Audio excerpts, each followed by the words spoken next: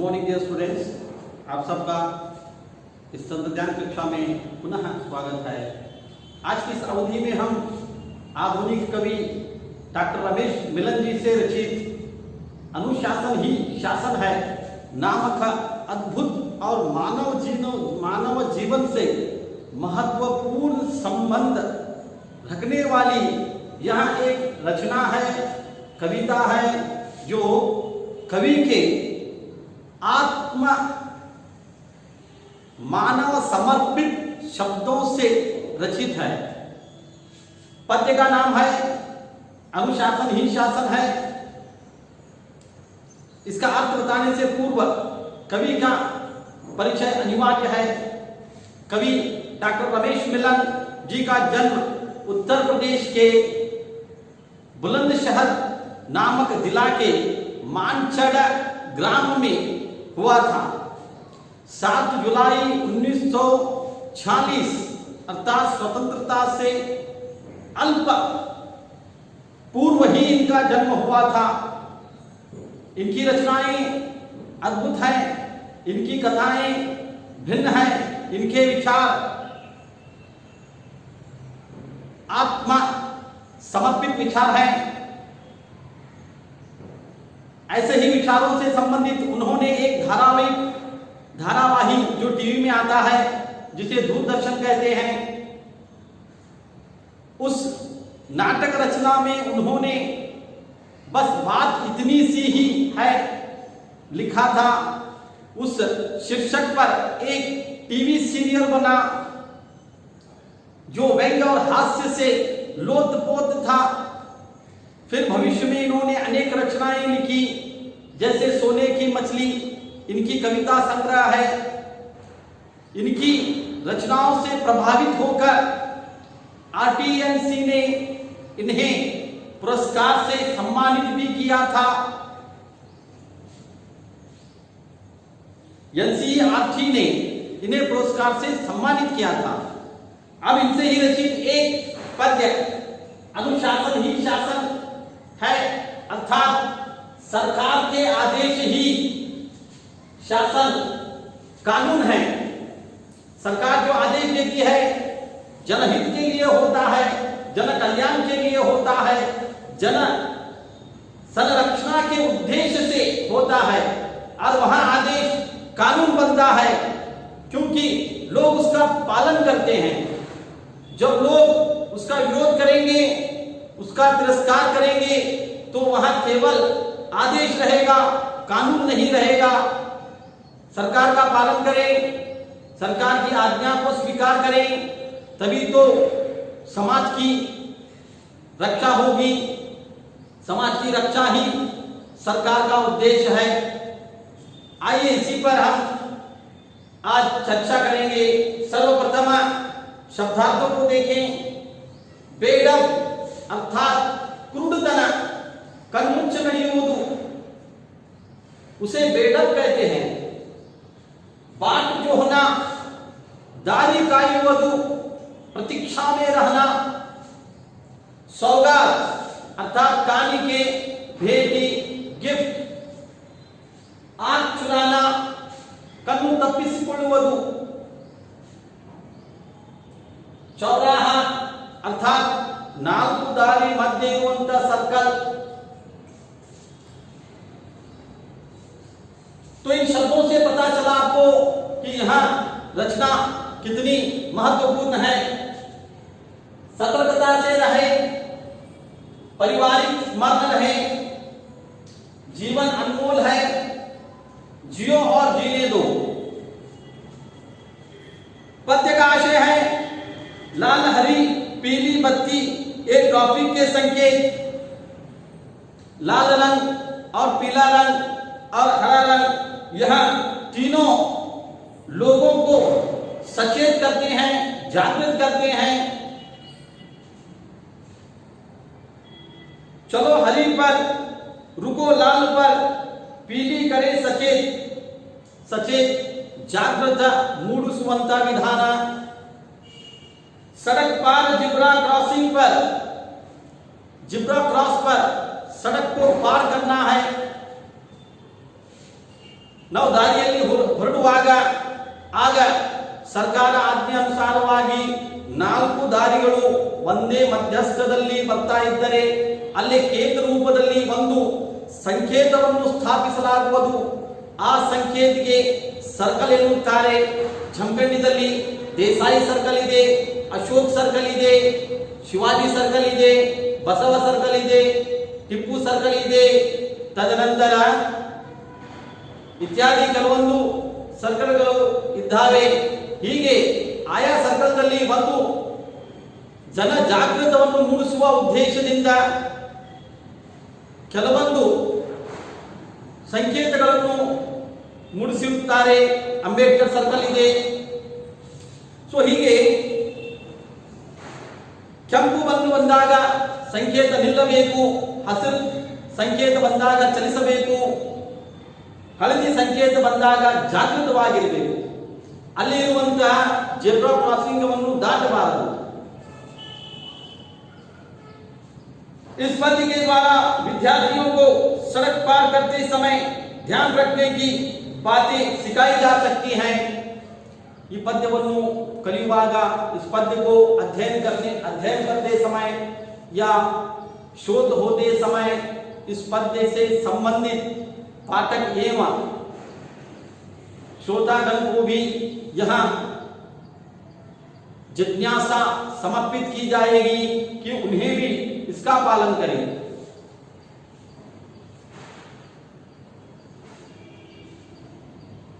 Zebra crossing सर्वप्रथम Europe में इसका जन्म हुआ. वहां पर एक सम्मेलन अर्थात एक कॉन्फ्रेंस मीटिंग बुलाई गई, क्योंकि उस वक्त फॉरेन में विदेशियों में कुछ दुर्घटनाएं हो रही थी. उन दुर्घटनाओं को रोकने के लिए एक आयोजना का व्यवस्था हुई.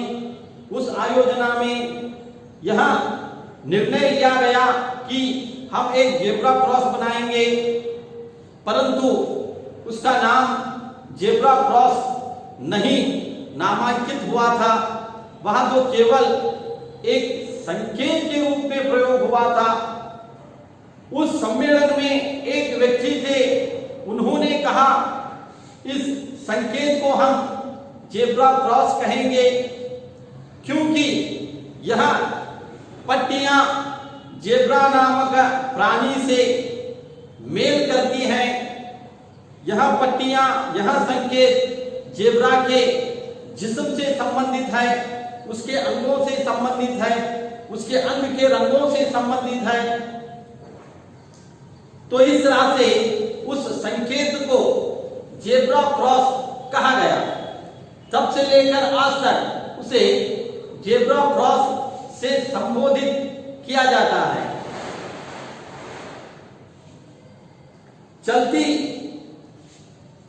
चलती बस में बढ़ो नहीं, चढ़ो नहीं तुम, और कभी मत कूदो. जब कोई वाहन द्विचक्र हो या 4 पहियों वाला हो, जब वहां जा रहा है तो हमें उसमें चढ़ना नहीं चाहिए. रुककर प्रतीक्षा करके संयमता से उसमें विराजमान होना है, क्योंकि और कभी मत कूदो. जाती हुई गाड़ी से कूदना या चढ़ना दुर्घटना के लक्षण है. उस दुर्घटना से बचने के लिए हमें प्रतीक्षा से उसमें प्रवेश करना चाहिए. कभी सड़क पर जाकर बच्चों नहीं खेलने लगना. अब कोई बच्चा ಸಣ್ಣ ಮಕ್ಕಳು ಮನೆ ಮುಂದೆ ಆಡುವಾಗ ಅವರನ್ನು ನಾವು ಜಾಗೃತ ಮಾಡಬೇಕು. ಏಕೆಂದರೆ ವಾಹನಗಳು ಬರು ಹೋಗುತ್ತಿದ್ದಾವೆ. ದಾರಿ ಮೇಲೆ ಮನೆ ಇದ್ದರೆ ಕಾಲನಿಯಲ್ಲಿ, ಓಣಿಯಲ್ಲಿ, ಊರಲ್ಲಿ, ನಗರದಲ್ಲಿ, ರಾಜ್ಯದಲ್ಲಿ, ದೇಶದಲ್ಲಿ ಜನ ಜಾಗೃತ ಆಗಬೇಕು. ಏಕೆಂದರೆ ಆಡುವ ಮಗುವಿಗೆ ಪ್ರಜ್ಞೆ ಇರಲ್ಲ, ಆಟದಲ್ಲಿ ಮಗ್ನಾಗಿರುತ್ತಾನೆ. ಆ ಮಗ್ನಾದಂಥ ಮಗುವನ್ನು ನಾವು ಅಲರ್ಟ್ ಮಾಡಬೇಕು, ಜಾಗೃತ ಮಾಡಬೇಕು. ಅಂದಾಗ ಆ ಮಗುಗೆ ಪ್ರಜ್ಞೆ ಇರುತ್ತದೆ, ವಾಹನಗಳು ಬರು ಹೋಗ್ತಾವ. ಇಲ್ಲ ಅಂದ್ರೆ दुर्घटनाಗೆ नामामूलाಗ್ತೀವಿ. सो ಹೀಗಾಗಿ ಮಕ್ಕಳು ಆಡುವಾಗ बच्चे जब खेलते हैं तो वाहनों की जानकारी उन्हें रहनी चाहिए.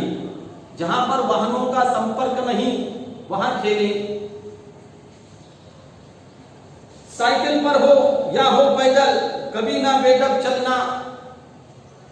अगर हम पैदल चल रहे हैं या फिर साइकिल पर हो तो अंध व्यक्ति की तरह न पयन करें, क्योंकि दुर्घटना तभी होती है जब हम अस्त व्यस्त से चलते हैं. कन्मुಚ್ಚಿ ನಡೆದರೆ दुर्घटना ಖಚಿತ, ಕಣ್ತೆರೆದು ನಡೆದರೆ ಸುರಕ್ಷಿತ ಖಂಡಿತ. ಹೀಗಾಗಿ ಕಣ್ತೆರೆದು ನಡೆಯಬೇಕು. ದಾರಿಯಲ್ಲಿ ಇದ್ದಾಗ, ಫುಟ್ಪಾತ್ ಮೇಲೆ ನಡೆಯುವಾಗ, ಆನ್ ದ ವೇ ಸೈಕಲ್ ಮೇಲೆ ಇದ್ದಾಗ ಆಜು ಬಾಜು ನೋಡಿ ನಾವು ತಿರುಗಬೇಕು, ನೋಡಿ ನಾವು ಮುನ್ನಡೆಯಬೇಕು, ನೋಡಿ ನಾವು ನಿಲ್ಲಬೇಕು. ಮನಸ್ಸಿ ಬಂದಂಗ ನಿಂತರೆ ಹಿಂದಿನ ಗಾಡಿ ಬಂದು ನಮ್ಮನ್ನು ಹಾಸಿ ಮುಂದೆ ಹೋಗ್ಬಿಡ್ತಿದ್ದಿ. ಹಿಂದೆ ನೋಡದೆ ನಾವು ಟರ್ನ್ ಆದರ ಅಕ್ಕಪಕ್ಕದ ಗಾಡಿಗಳು ಡಿಕ್ಕಿ ಹೊಡಿತಾವ. ಮನಸ್ಸಿಗೆ ಬಂದಾಗ ನಾವು ತಿರುಗಿದರ ನಮಗೆ ಪೆಟ್ಟು ಬೀಳುವುದು. ಹೀಗಾಗಿ ತಿರುಗುವಾಗ, ನಿಲ್ಲುವಾಗ, ನಡೆಯುವಾಗ, ಚಲಿಸುವಾಗ ಸ್ವಲ್ಪ ಜಾಗೃತಿ ಅನಿವಾರ್ಯ. ಅದಕ್ಕೆ ಕವಿ ಹೇಳಿದರು, ಗಾಡಿಯನ್ನು ಹತ್ತುವಾಗ, ಗಾಡಿಯಿಂದ ಇಳುವಾಗ, ದಾರಿ ಮೇಲೆ ಆಗುವಾಗ, ದಾರಿ ಮೇಲೆ ಚಲಿಸುವಾಗ ಸ್ವಲ್ಪ ಪ್ರಜ್ಞೆ ಇರಲಿ. ಆ ಪ್ರಜ್ಞೆಯೇ ನಮ್ಮ ಪ್ರಾಣವನ್ನು ರಕ್ಷಿಸುತ್ತದೆ. ಇಲ್ಲಿ ನಮ್ಮ ಸ್ಕೂಲ್ ಮುಂದೆ ಎಷ್ಟೋ ವಿದ್ಯಾರ್ಥಿಗಳು ಹಾಗೆ ಸೈಕಲ್ ತಗೊಂಡು ಬಂದ್ಬಿಡ್ತಾರೋ. ಹಿಂದ್ ಗಾಡಿ ಬರಾಗ್ತಿದ್ದು, ಮುಂದೆ ಗಾಡಿ ಬರಾಗ್ತಿದ್ದು, ಸ್ವಲ್ಪ ಪ್ರಜ್ಞೆ ಇರುವುದಿಲ್ಲ. ಸೊ ಅಲ್ಲಿ ನೀವು ನೋಡಿ ಸ್ವಲ್ಪ ಟರ್ನ್ ಮಾಡ್ಕೊಂಡ್ರ ಅಷ್ಟೊಂದು ಒಳ್ಳೆ ಕೆಲಸ ಆಗ್ತಿದ್ದಿ. ಅವ್ರಿಗೂ ಏನು ಧಕ್ಕೆ ಆಗಲ್ಲ, ನಿಮಗೂ ಧಕ್ಕೆ ಆಗಲ್ಲ, ಸರ್ಕಾರಕ್ಕೂ ಏನು ಆಪತ್ತಿ ಇರಲ್ಲ. न जाने क्यों हेलमेट बिना समझदारी ये चलते हैं. बुद्धिवंत व्यक्तिಗಳು, बुद्धिवंत चाणक्य व्यक्ति भी बिना सर की सुरक्षा के ही वाहन का पयन करते हैं. जब भी आप वाहन चलाएं, सुरक्षा सर कवच का प्रयोग करें. ಹೆಲ್ಮೆಟ್ ಹುಟ್ಟಿದ್ದು ಆಧುನಿಕ ಯುಗದಲ್ಲಿ, ಆದ್ರೆ ಭಾರತ ದೇಶದಲ್ಲಿ ಮೊದಲನೇ ಶತಮಾನದಲ್ಲಿ ಇದರ ಜನ್ಮವಾಯಿತು. ಯುದ್ಧ ಭೂಮಿ ಒಳಗ ಆ ರಾಜಕುಮಾರ, ಆ ರಾಜ, ಆ ಮಹಾರಾಜ ಹಾಗೂ ಸೈನಿಕರು ಬಳಸುವಂತಹ ತಲೆ ರಕ್ಷಕ ಅಂಗ ಇವತ್ತು ಅದು ಹೆಲ್ಮೆಟ್ ಆಗಿದೆ. ಹೆಲ್ಮೆಟ್ ಇಲ್ಲದ ನಾವು ವಾಹನವನ್ನು ನಡೆಸಿದ್ರೆ ಎಲ್ಲಾದ್ರೂ ಆಪತ್ತಕ್ಕೆ ಕಾರಣ. ಅಚಾನಕ್ ಯಾವಾಗ ಏನ್ ಸಂಭವ ಆಗ್ತಿತ್ತು ಹೇಳಕ್ಕಾಗಲ್ಲ. ಆ ದುರ್ಘಟನಾದಲ್ಲಿ ನಾವು ಜಾರಿ ಬಿದ್ದರೆ ತಲೆಗೆ ಪೆಟ್ಟು, ತಲೆಗೆ ಪೆಟ್ಟಂದ್ರ ಪ್ರಾಣಗೆ ಪೆಟ್ಟ, ಮಿದುಳಿಗೆ ಪೆಟ್ಟಂದ್ರ ಆತ್ಮಗೆ ಪೆಟ್ಟ, ಪ್ರಜ್ಞೆಗೆ ಪೆಟ್ಟ. ಸೊ ಇದು ಎಲ್ಲರಿಂದ ಉಳಿಯಬೇಕಂದ್ರೆ ಹೆಲ್ಮೆಟ್ ಬಳಕೆ ಮಾಡಬೇಕು. ಅದಕ್ಕೆ ಕವಿ ಹೇಳಿದ್ರು, ಬುದ್ಧಿವಂತರು, ಚಾಣಾಕ್ಷರು ಹೆಲ್ಮೆಟ್ ಇಲ್ಲದೆ ವಾಹನ ಚಲಿಸುವುದಿಲ್ಲ. सिर तो आखिर अपना है, इतना नहीं समझते. सर अपना है, इसकी प्रज्ञा हमें है. इसीलिए तो उसकी सुरक्षा के लिए हम यहां सर कवच का प्रयोग कर रहे हैं. सरकार की आज्ञा, हाल ही में हमारे प्रिय प्रधानमंत्री जी ने, नरेंद्र मोदी जी ने कहा है, हम भविष्य में अर्थात 2020 के दिसंबर से 2021 में एक हाई क्वालिटी का हेलमेट भारत देश में लाएंगे और उसका प्रयोग हर एक व्यक्ति को अपनी रक्षा के लिए करना होगा, जो हाई क्वालिटी का होगा, जिससे हमारी दुर्घटना में सर की रक्षा करेगा, सर की रक्षा होगी.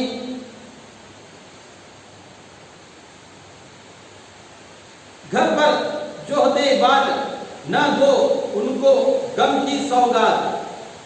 अर्थात काल्पनिक विचार स्थित करना है। बात दारी सौगात ಕಾಣಿಕೆ ಮನೆಯಲ್ಲಿ ನಮ್ಮ ಕುಟುಂಬದವರು ಇರುತ್ತಾರೆ, ತಂದೆ ತಾಯಿ ಸಹೋದರ ಸಹೋದರಿಯರು ಆಸ್ ಇಟ್ ಈಸ್. ಮನೆಯಿಂದ ಹೊರ ಬಂದಾಗ, ಸ್ಕೂಲ್ಗೆ ಬಂದಾಗ, ಆಫೀಸ್ಗೆ ಬಂದಾಗ, ಅಲ್ಲಿಂದ ಮನೆಗೆ ತೆರಳು ತನಕ, ಮನೆ ಮುಟ್ಟು ತನಕ ನಮ್ಮ ಕುಟುಂಬದವರು ನಮ್ಮ ಬಗ್ಗೆ ಕಾಳಜಿ ಮಾಡುತ್ತಾರೆ. ಒಂದು ವೇಳೆ ನಾವು ವಿಳಂಬವಾದರೆ ಅವರಲ್ಲಿ ಕಾತುರತೆ ಹೆಚ್ಚಾಗ್ತಿದ್ದಿ, ಅಸಮಾಧಾನ ಹೆಚ್ಚಾಗ್ತಿದ್ದಿ. ನಮ್ಮ ಕುಟುಂಬದವರು ನಮ್ಮ ಬಗ್ಗೆ ಚಿಂತೆ ನಡೆಸುತ್ತಾರೆ. ಅವರನ್ನು ಒಳ್ಳೆಯ ಸುದ್ದಿ ಕೊಡಬೇಕೆಂದರೆ ನಾವು ಸಮಾಧಾನದಿಂದ ಜೋಪಾನದಿಂದ ಮನೆ ಮುಟ್ಟಬೇಕು. ಆಗ ಅವರ ಮನಸ್ಸಿಗೆ ತೃಪ್ತಿ ಆಗುತ್ತದೆ.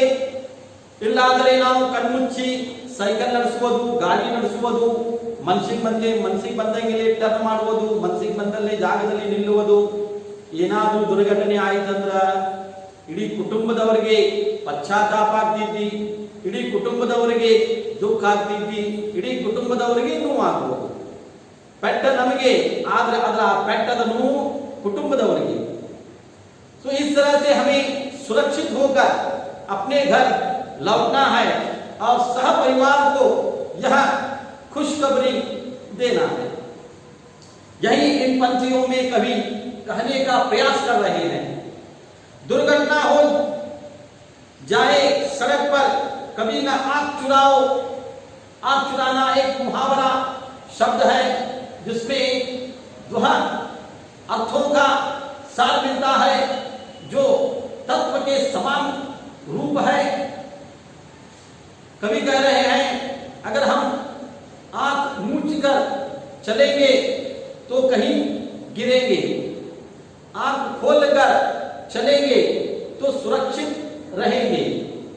ಕಣ್ಣು ಮುಚ್ಚಿ ನಡೆದರೆ ಪೆಟ್ಟ ಬೀಳುವುದು ನಮಗೆ, ಕಣ್ಣು ತೆರೆದು ನಡೆದರೆ ಸುರಕ್ಷಿತ ಆಗುವುದು ನಾವೇ. यही कवि इस वाक्य में कह रहे हैं, इन पंक्तियों में जता रहे हैं.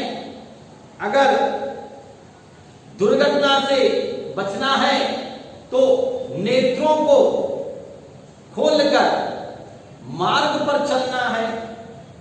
हमारे पीछे कितनी गाड़ियां हैं, हमारे आगे कितने वाहन हैं, हमारे दाहिने और बाहिने कितनी साइकिलें गाड़ियां हैं, कहीं मोड़ है, कहीं रुकाव है, संकेत क्या कह रहा है, इन सब पर ध्यान पूर्वक से अगर हम मार्ग पर चलेंगे तो अवश्य सुरक्षित होकर अपने घर द्वार पहुंचेंगे. करो मदद घायल की, फौरन अस्पताल पहुंचाओ. अगर कोई मार्ग पर घायल स्थिति में है, कहीं गिर गया है या कोई दुर्घटना हो गई है जिसे एक्सीडेंट कहते हैं, या फिर कुछ उसके साथ गलत हुआ है, तो वही हमें रुककर उसकी जांच लेकर उसकी सहायता करके या फिर एम्बुलेंस की व्यवस्था करके या फिर आसपास के किसी चिकित्सालय या हॉस्पिटल में प्रवेश कराकर फिर अपने कार्य में लौटना होगा. यहां हमारा कर्तव्य है नागरिक का. केवल नागरिक बनना ही नहीं, केवल देश का, राज्य का, नगर का, ग्राम का स्थानीय नागरिक बनना मुख्य नहीं. उस स्थानीय, उस राज्य का, उस नगर का, उस ग्राम का, उस राज्य का, उस देश का कानून पालन नागरिक बनना भी अनिवार्य है. नागरिक और है, वासी और है. वासी उसे कहते हैं जो केवल वहां पर रहता है. देश का नागरिक उसे कहते हैं जो देश के कानून का पालन करता है. आपको वासी नहीं बनना, देश का नागरिक बनना है. अर्थात आपको नागरिक नहीं, देश का नागरिक बनना है. नागरिक देश विदेश में पयन करता है, परंतु देश का नागरिक देश के कानून पर चलता है। यही वाक्य इसका संकेत दे रहा है। प्रिय छात्रों, देश के नागरिक बनिए, स्थानीय नागरिक ना बने।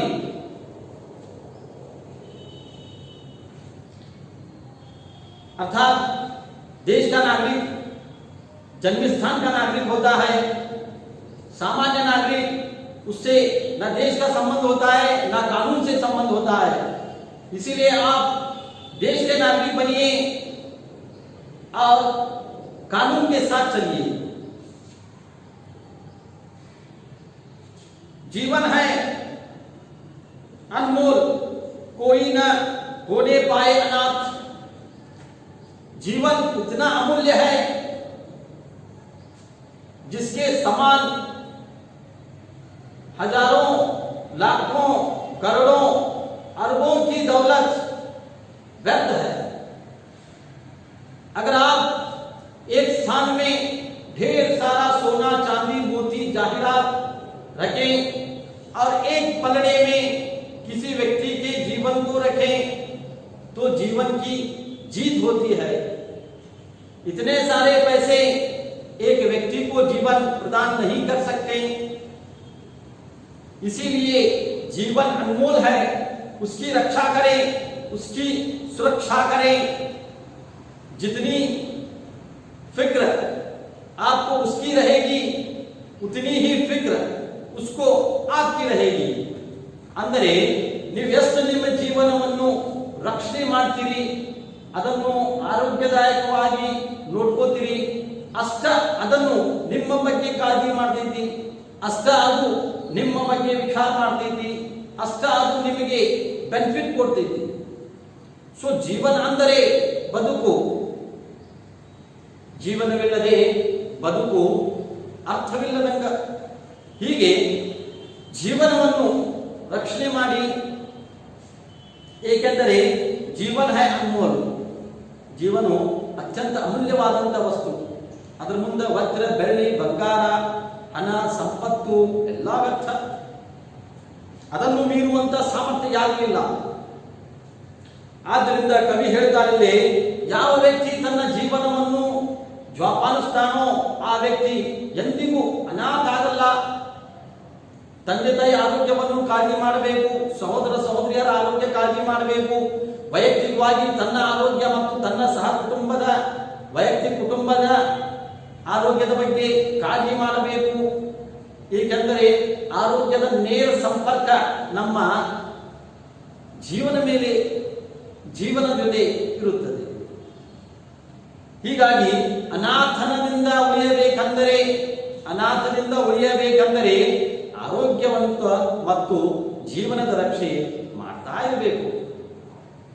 जगह जगह पर चौराहों पर जो संकेत दिए हैं, प्रतिबंध स्थलದಲ್ಲಿ हर एक मोड़ पर एक चौराहा, 4 रास्तों के बीच एक सर्कल, एक चौराहा संकेत केंद्रीकृत हुआ है। सरकार ने लोगों की रक्षा की दृष्टि से, उनके प्राणों की रक्षा की दृष्टि से, उनके हित कल्याण की दृष्टि से ही उसकी स्थापना की है। जो संकेत दिए हैं, प्रत्येक सर्कल में संकेत होते हैं। No parking, parking, road break, turning, U turn, 4 मार्गों का रास्ता सर्कल होता है। लाल बत्ती, हरी बत्ती, पीली बत्ती, जेब्रा क्रॉसिंग, इन सभी व्यवस्थाओं का उद्देश्य मानव जीवन की रक्षा है। लाल पर रुकना है, पीली पर सचेत होना है। अर्थात अगर कहीं संकेत आया लाल तो हमें रुकना है। उस पार के लोग पैदल से चले जाएंगे। अगर पीली आ गई तो समझना में तैयार होना है। अगला सिग्नल हमें क्रॉसिंग का संकेत देगा।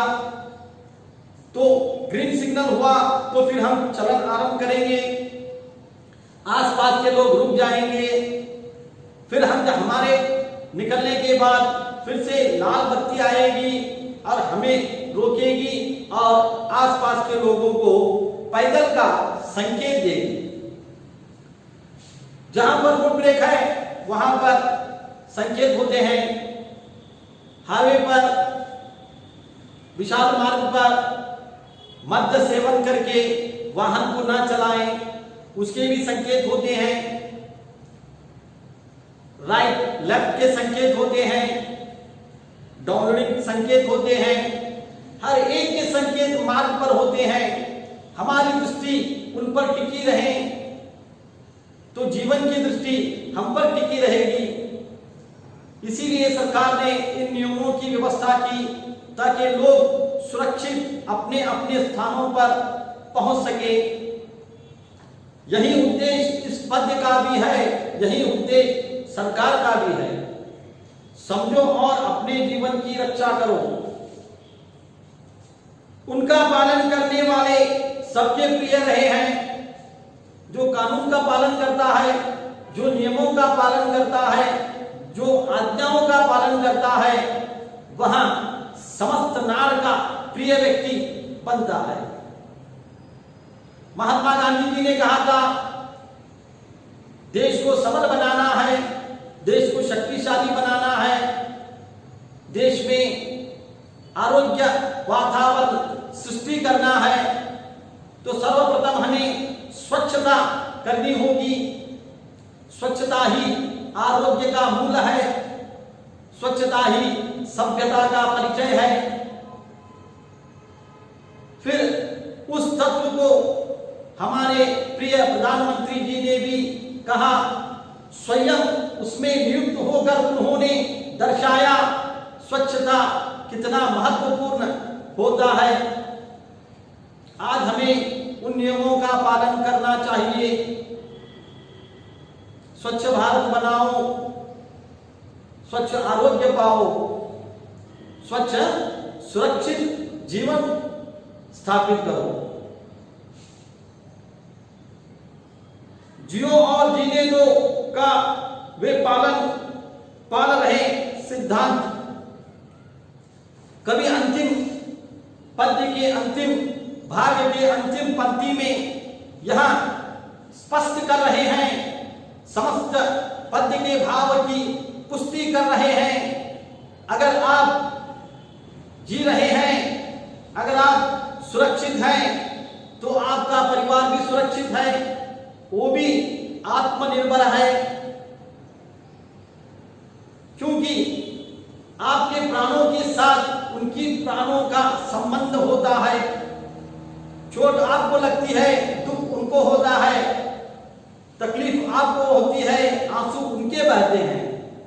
इसीलिए आप भी जिए, आप भी सुरक्षित रहें, आपके परिवार वाले भी जिए, वह भी सुरक्षित रहेंगे। सो इन पंक्तियों में इतना ही समस्त पद्य में था। यहां सुरक्षा का, नियमों का पालन जो करेगा वह सिद्धांतवादी व्यक्ति कहलाएगा। अंतिम इस पद्य से संबंधित एक महत्वपूर्ण गृह कार्य कार्डशीट पर, लेख पुस्तक नोटबुक पर अंतिम भाग में और कार्डशीट पर सड़क का चित्र बनाकर विभिन्न संकेत रखें। एक कार्डशीट लीजिए, उस पर सड़क का चित्र बनाइए, वहां पर दिए गए संकेतों को रखें और ट्रैफिक पुलिस के संकेत भी रखें और कक्षा में लगाएं।